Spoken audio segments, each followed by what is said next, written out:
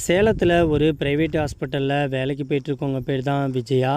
நம்ம விஜயாவுக்கு திருமணமாகி கிட்டத்தட்ட 4 வருஷம் ஆகுது. திருமணமான 2வது வருஷத்துலேயே நம்ம விஜயாவுடைய கணவர் தன்னையும் தன்னுடைய குழந்தையும் விட்டுட்டு குடும்ப வறுமைக்காக ஃபாரினுக்கு வேலைக்கு போகவும் ஆரம்பிக்கிறாரு. நம்ம விஜயா திருமணமான 2வது வருஷத்துலேயே தன்னுடைய கணவர் நம்மளை விட்டுட்டு போயிட்டாரே அப்படின்னு சொல்லிட்டு ரொம்பவே ஏக்கத்தோட அன்புக்காக ஏங்கிட்டு இருந்திருக்கிறாங்க. நம்ம விஜயா கல்லூரி படிக்கும்போதே பார்க்குறதுக்கு அவ்வளோ ஒரு அழகான தோற்றத்தோடையும் ரொம்பவே கவர்ச்சியான உடலமைப்போடையும் இருக்கிறதுனால கல்லூரி படிக்கும்போதுலேருந்தே நம்ம விஜயாவுக்கு நிறையா ப்ரொபோசல்லாம் வந்திருக்கு. ஆனால் நம்ம விஜயா லவ் பண்ணி தான் திருமணமும் பண்ணியிருக்கிறாங்க. அதனால் தன்னுடைய கணவருக்கு உண்மையாக இருக்கணும் அப்படின்னு சொல்லிட்டு திருமணம் பண்ணதுக்கப்புறமா ஃப்ரெண்ட்ஷிப்புன்ட்டு யார்கிட்டையுமே பேசுகிறதில்ல. தன்னுடைய குடும்ப வாழ்க்கையில் மட்டும் ஃபோக்கஸ் பண்ணி தன்னுடைய குடும்பத்து கூட ரொம்பவே சந்தோஷமாக அந்யோன்யமாக தான் வாழ்ந்துக்கிட்டு இருந்திருக்கிறாங்க. ஆனால் தன்னுடைய கணவர் 2 வருஷத்துலேயே தன்னை விட்டு பிரிஞ்சிட்டதுனால ரொம்பவே ஏக்கத்தோடு நம்ம விஜயா இருக்கவும் ஆரம்பிச்சிருக்கிறாங்க. நம்ம விஜயா தங்கியிருக்க வீட்டுக்கு பக்கத்து வீட்டுக்கு சசி அப்படிங்கிற ஒரு பையன் குடி வரவும் ஆரம்பிக்கிறான். நம்ம விஜயாவுடைய 2 வயசு நம்ம சசி சின்ன வயசு பையனாக இருந்தாலும் கல்லூரி படித்த உடனே நம்ம விஜயா வேலை செய்கிற அதே மருத்துவமனைக்கு நம்ம சசியும் வேலைக்கு சேரவும் ஆரம்பிக்கிறான். நம்ம சசியும் விஜயாவும் ஒரே இடத்துல வேலை பார்க்குறதுனாலையும் பக்கத்து வீடு அப்படிங்கிறதுனாலையும் நம்ம விஜயா கூட நம்ம சசி ரொம்பவே நெருங்கி பேசவும் ஆரம்பிக்கிறான். நட்பு ரீதியாக 2 பேருமே ஒருத்தருடைய வாழ்க்கையை குறித்து பழைய விஷயங்கள்லாம் ஷேர் பண்ணிக்கிட்டு ரொம்பவே சந்தோஷமான ஒரு ஃப்ரெண்ட்ஷிப்பை தான் இவங்க மெயின்டைன் பண்ணியிருக்காங்க. நம்ம விஜயா கல்லூரிக்கு அப்புறமா திருமணம் பண்ணதுக்கு அப்புறமா இப்போ தான் முறையாக சசி அப்படிங்கிற ஒரு பையன்கிட்ட நெருங்கி பேச ஆரம்பிச்சிருக்கிறாங்க. நம்ம சசிக்கிட்ட தன்னுடைய திருமண வாழ்க்கையை பற்றிலாம் ஒன்றா எல்லாத்தையும் சொல்லவும் ஆரம்பிக்கிறாங்க. நம்ம சசியும் நீங்கள் ஒன்றும் கவலைப்படாதீங்க, சீக்கிரமாகவே உங்களுடைய கடன்லாம் அடைச்சிட்டு உங்களுடைய வீட்டுக்காரர் சீக்கிரமாக ஃபாரின்லேருந்து உங்கள் கூட ரொம்பவே சந்தோஷமான ஒரு வாழ்க்கையை கண்டிப்பாக நீங்கள் வாழ்வீங்க அப்படின்னு சொல்லி நம்பிக்கையும் அழைச்சிக்கிட்டு வராங்க. நம்ம சசிக்கு இன்னும் திருமணம் ஆகலை. திருமணம் கொஞ்சம் லேட்டாக தான் நம்ம பண்ணணும் அப்படின்ட்டு நம்ம சசி அப்படியே வாழ்க்கையை ஓட்டிகிட்டு இருக்கிறாங்க.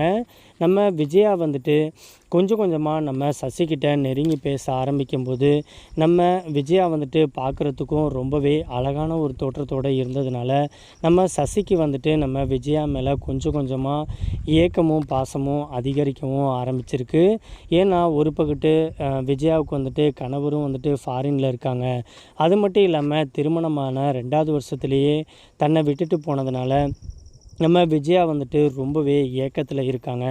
அதுவும் குறிப்பாக உடல் ரீதியாக அவங்க ரொம்பவே ஏக்கத்தில் இருக்கிறதுனால இந்த ஒரு வாய்ப்பை நம்ம பயன்படுத்திக்கிட்டால் என்ன, நம்ம தான் இந்தளவுக்கு நம்ம விஜயா கூட ரொம்பவே நட்பு ரீதியாக நெருங்கி பேச ஆரம்பிச்சிட்டோமே அப்படின்ட்டு நம்ம சசி நம்ம விஜயா நெருங்கி பேசவும் ஆரம்பிக்கிறாங்க. ஒரு வழியாக நம்ம விஜயாவுக்கும் நம்ம சசியை ரொம்பவே பிடிக்க ஆரம்பிச்சிருது. ஏன்னா திருமணத்துக்கு அப்புறமா தன்னுடைய கணவருடைய ஆறுதலை தாண்டி நம்ம சசி ஒரே இடத்துல வேலை பார்க்குறதுனால சசி கூடயே முழு நேரத்தையும் செலவிடுறதுனால ஒரு கட்டத்தில் நம்ம சசியும் நம்ம விஜயாவுக்கு ரொம்பவே பிடிக்க ஆரம்பிச்சிருது. அதனால் நம்ம சசி கூட ரொம்பவே நெருங்கி பேசவும் ஆரம்பிக்கிறாங்க. நம்ம சசி விஜயா கிட்ட உங்களுடைய குழந்தை ரொம்பவே அழகாக இருக்குது, பார்க்க பாப்பா உங்களை மாதிரியே இருக்குது அப்படின்னு சொல்லி பேசவும் ஆரம்பிக்கிறாங்க. நீங்கள் ஏன்க்கா நீங்கள் சின்ன வயசுலேயே திருமணம் பண்ணிக்கிட்டீங்க, நீங்கள் மட்டும் லேட்டாக திருமணம் பண்ணியிருந்தீங்க, என்னை பார்த்துருந்தீங்கன்னா கண்டிப்பாக நான் உங்களை தான் நான் திருமணம் பண்ணியிருப்பேன். நான் திருமணம்னு ஒன்று பண்ணால் உங்களை மாதிரியே ஒரு அழகான ஒரு பொண்ணை, ஒரு அன்பான கேரக்டரில் உங்களை மாதிரியே கேரக்டரில் இருக்கக்கூடிய ஒரு பொண்ணை தான் நான் திருமணம் பண்ணிக்குவேன் அப்படின்னு சொல்லி நம்ம சசி நம்ம விஜயா கிட்ட பேசவும் ஆரம்பிக்கிறாங்க. இந்த ஒரு வார்த்தையெல்லாம் கேட்கும்போது நம்ம விஜயாவுக்கு கல்லூரி லைஃப்லாம் மறுபடியும் ஞாபகத்துக்கு வருது. நம்ம விஜயா நான் என்னுடைய வாழ்க்கையை மிஸ் பண்ணிட்டேன், நீனாச்சும் ஒரு நல்ல வாழ்க்கையை நீ தேர்ந்தெடுக்கணும் அப்படின்னு சொல்லி நம்ம விஜயாவும் பேச ஆரம்பிக்கிறாங்க. ஆனால் ஒரு கட்டத்தில் நம்ம விஜயா தனியாக வீட்டில் இருக்கும்போது அடிக்கடி நம்ம சசி வந்துட்டு வீட்டுக்கே போய் பேசவும் ஆரம்பிச்சிருக்காங்க. ஒரு கட்டத்தில் நம்ம சசி வந்துட்டு நெருங்கி வர்றது நம்ம விஜயாவுக்கு ரொம்ப நல்லாவே தெரிஞ்சிருக்கு.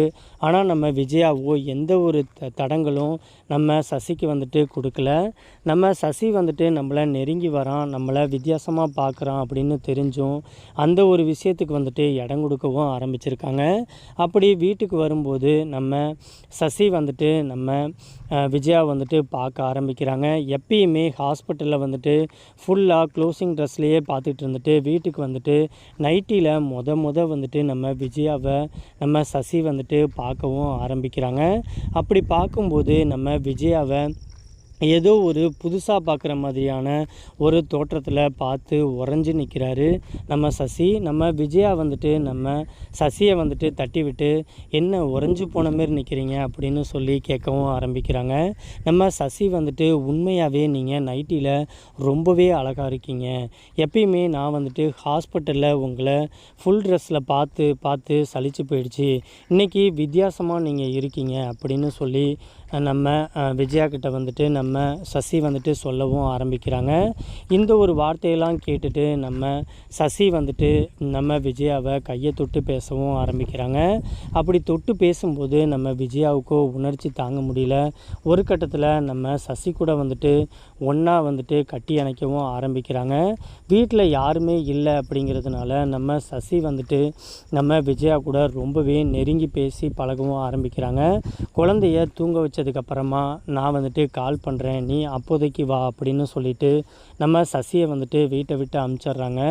ஒரு வழியாக நம்ம குழந்தையெல்லாம் தூங்க வச்சுட்டு நைட் டைமில் நம்ம விஜயா வந்துட்டு சசிக்கு கால் பண்ணி, நீ ஃப்ரீயாக இருந்தால் வீட்டுக்கு வா, உங்ககிட்ட கொஞ்சம் தனியாக பேசணும் அப்படின்ட்டு நம்ம விஜயா வந்துட்டு கூப்பிடவும் ஆரம்பிக்கிறாங்க.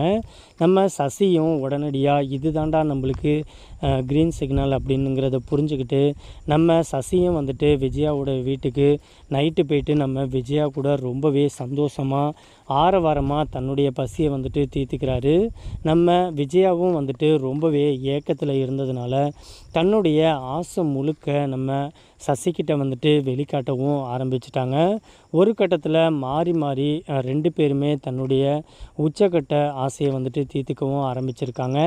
நம்ம சசி வந்துட்டு ஏற்கனவே திருமணமே ஆகலை அப்படிங்கிற பட்சத்தில் அந்த ஒரு உணர்வு நம்ம சசிக்கு வந்துட்டு ரொம்பவே புதுசாக இருந்திருக்கு. நம்ம சசி வந்துட்டு விஜயாவுக்கு ஈக்குவலாக கம்பெனி கொடுத்து நம்ம விஜயாவை வந்துட்டு ரொம்பவே சந்தோஷப்படுத்தியிருக்காங்க. அந்த ஒரு நாளை நம்ம விஜயாவால் வந்துட்டு மறக்கவே முடியல. இனிமே லீவ் நாள்னா நீ வந்துட்டு நான் கால் பண்ணால் நீ வீட்டுக்கு வந்துடுடா அப்படின்னு சொல்லி பேசவும் ஆரம்பிக்கிறாங்க. நம்ம சசியும் வந்துட்டு, ஓகேக்கா நீங்கள் கால் பண்ணுங்கள், நான் கண்டிப்பாக வரேன், நீங்கள் எப்போ வேணுமோ அப்போ வந்துட்டு கால் பண்ணுங்கள், என்னால் உங்களுக்கு எந்த ஒரு உதவினாலும் சொல்லுங்கள், கண்டிப்பாக நான் வந்துட்டு செஞ்சு கொடுக்குறேன் அப்படின்னு சொல்லிட்டு நம்ம சசியும் அன்னைக்கு இரவு பொழுதை கழிச்சிட்டு வீட்டுக்கு போகவும் ஆரம்பிச்சிருக்காங்க. இப்படியே நம்ம விஜயா கூட நம்ம அடிக்கடி வந்துட்டு உறவில் இருந்தோம்னா மாட்டிக்குவோம் அப்படின்னு சொல்லிட்டு கொஞ்சம் கொஞ்சமாக ஒதுக்கவும் ஆரம்பிக்கிறாங்க. ஆனால் ஒரு கட்டத்தில் நம்ம விஜயா வந்துட்டு தன்னுடைய கணவரையே மறக்கக்கூடிய அளவுக்கு நம்ம சசி கூட வந்துட்டு ரொம்பவே நெருங்கி பேசி பழக ஆரம்பிக்கிறாங்க. ஒரு கட்டத்தில் நம்ம வீட்டுக்காரரையே மறந்துட்டு தன்னுடைய சசி கூட ரொம்பவே நெருங்கி பேசி பழக ஆரம்பிக்கிறாங்க. ஆனால் நம்ம சசியும் வந்துட்டு நம்ம விஜயாவை மறக்கவே முடியல. அந்தளவுக்கு அடிக்கடி நம்ம விஜயா வீட்டுக்கு போயிட்டு தன்னையும் சந்தோஷப்படுத்திக்கிட்டு அவங்களையும் ரொம்பவே சந்தோஷமாக வச்சுருக்காரு நம்ம சசி. ஒரு கட்டத்தில் இந்த விஷயம் வந்துட்டு கொஞ்சம் கொஞ்சமாக பக்கத்து வீட்டிலலாம் தெரிய வர தன்னுடைய வீட்டுக்காரருக்கு வந்துட்டு விஷயம் தெரிய ஆரம்பிக்குது. தன்னுடைய வீட்டுக்காரரோ ஃபோனில் வந்துட்டு விஜயா கிட்ட இந்த மாதிரிலாம் என் காதுக்கு வந்துட்டு விஷயம் வருது அப்படின்னு சொல்லி தன்னுடைய மனைவியை வந்துட்டு கண்டிக்கவும் ஆரம்பிக்கிறாங்க. ஒரு வழியாக நம்ம விஜயாவும் நம்ம சசிக்கிட்ட வந்துட்டு, என்னுடைய கணவருக்கு நம்மளுடைய விஷயம் வந்துட்டு தெரிஞ்சிருச்சு, இனிமேல் நம்ம கொஞ்சம் விலகி இருப்போம் அப்படின்னு சொல்லி பேச்சுவார்த்தையும் நடத்துகிறாங்க. ஆனால் நம்ம சசியோ கொஞ்சம் கூட அதுக்கு வந்துட்டு இடம் கொடுக்க கொடுக்கல. பிரச்சனை வந்தால் பார்த்துக்கலாம் அப்படின்னு சொல்லி நம்ம விஜயா வந்துட்டு அடிக்கடி வீட்டுக்கு போகிறத வழக்கமாக வச்சுக்கிட்டு இருந்திருக்காங்க. ஒரு கட்டத்தில் வேலைக்கு கூட சரியாக போகாமல் இரவு பகல்னு பார்க்காம நம்ம விஜயா கூட வந்துட்டு உறவு வைக்கவும் ஆரம்பிக்கிறாரு நம்ம சசி. இந்த ஒரு விஷயம் வந்துட்டு தன்னுடைய வீட்டுக்காரருக்கு தெரிஞ்சு அவரும் இங்கே வந்துட்டு தன்னுடைய மனைவியை ரொம்பவே கண்டிக்கவும் ஆரம்பிக்கிறாங்க. சசியவும் கூப்பிட்டு வான் பண்ணவும் ஆரம்பிக்கிறாங்க. அவங்க வந்துட்டு உனக்கு அக்கா ஏஜில் இருக்காங்க, உன்னுடைய கூட பிறந்த அக்கா மாதிரி நீ பார்ப்ப அப்படின்ட்டு பார்த்தாக்க நீ இந்த மாதிரி வேலை பார்க்குறியாடா அப்படின்னு சொல்லி தன்னுடைய கணவர் வந்துட்டு நம்ம சசியை வந்துட்டு கண்டிக்கவும் ஆரம்பிக்கிறாங்க. ஒரு வழியாக நம்ம சசி வந்துட்டு இதுக்கு மேலே நம்ம வந்துட்டு இவங்க பிரச்சனையில் ஈடுபட்டோம்னாக்கா இவங்களுடைய வாழ்க்கையும் வீணாக போயிடும், நம்மளுக்கு இன்னும் திருமணம் வேறு ஆகலை அப்படின்னு சொல்லி நம்ம சசி வந்துட்டு விலகவும் ஆரம்பிச்சிட்டாங்க. நம்ம விஜயா வந்துட்டு தன்னுடைய கணவர்கிட்ட நான் பண்ணது எல்லாமே தப்பு தாங்க, என்ன தயவுசெய்து மன்னிச்சிருங்க, இதுக்கப்புறமா நான் இந்த மாதிரியான ஒரு தப்பை வந்துட்டு பண்ணவே மாட்டேன், ஃபஸ்ட் அண்ட் லாஸ்ட்டாக எனக்கு இந்த ஒரு சான்ஸ் மட்டும் கொடுங்க அப்படின்னு சொல்லி கெஞ்சி கேட்கவும் ஆரம்பிச்சிருக்காங்க. நம்ம விஜயாவுடைய வீட்டுக்காரர் வந்துட்டு அந்த ஒரு தப்பையும் மன்னித்து நம்ம விஜயா வந்துட்டு ஏற்றுக்கவும் ஆரம்பிச்சிட்டாரு. அதுக்கப்புறமா 2 பேரும் ரொம்பவே சந்தோஷமான ஒரு வாழ்க்கையை வந்துட்டு வாழவும் ஆரம்பிக்கிறாங்க. இந்த ஒரு வீடியோ பற்றின உங்களுடைய கருத்துக்கள் எதுவாக இருந்தாலும் கீழே இருக்கக்கூடிய கமெண்ட் பாக்ஸில் மறக்காமல் கமெண்ட் பண்ணுங்கள். இந்த வீடியோ பிடிச்சிருந்துச்சு அப்படின்னா அந்த வீடியோக்கு லைக் பண்ணிவிட்டு உங்கள் ஃபேமிலி அண்ட் ஃப்ரெண்ட்ஸுக்கும் மறக்காமல் ஷேர் பண்ணிடுங்க. இப்போ தான் நம்ம சேனலை நீங்கள் ஃபஸ்ட் டைம் பார்க்குறவங்களா இருந்தால் மறக்காமல் நம்ம சேனலை சப்ஸ்கிரைப் பண்ணிக்கோங்க. தேங்க்ஸ் ஃபார் வாட்சிங்.